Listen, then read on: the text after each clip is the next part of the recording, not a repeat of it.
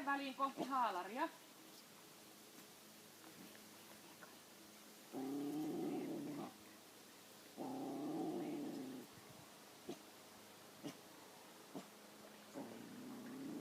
Etene haalariin kiinni koskematta kuitenkaan haalaria.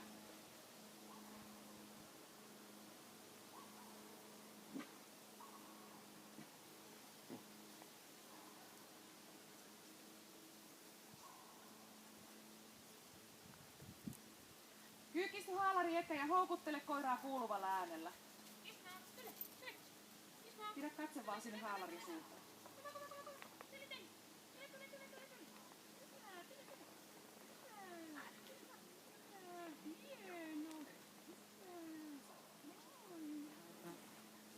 Noin. Ja saat kehua koiraa. Mikä meni? 18 päivää.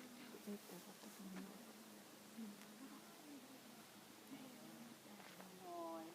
Sitten te saatte tulla sieltä pikkuhiljaa pois.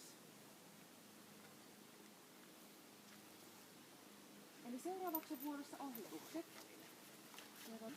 Ja niissä pidetään koira pitkällä remmillä. Olet itse tässä aika läheltä haalaria oikealta puolelta siitä käden alta. Toiseen suuntaan käyt kääntymässä tuolla mäellä ja sitten tulet toista puolta takaisin.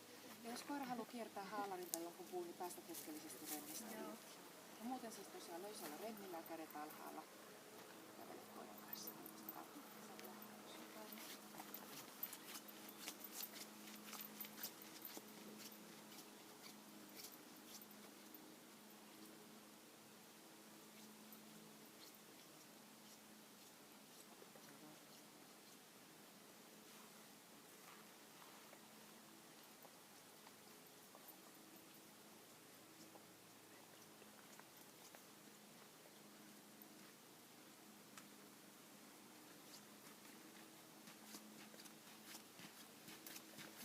Toinen opetus.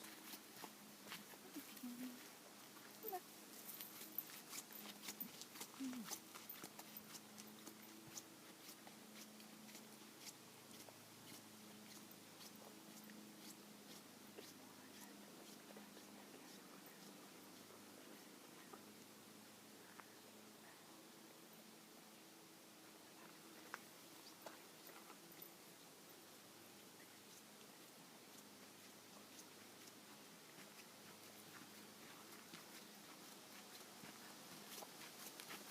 Sitten sä jatkaa matkaa suoraan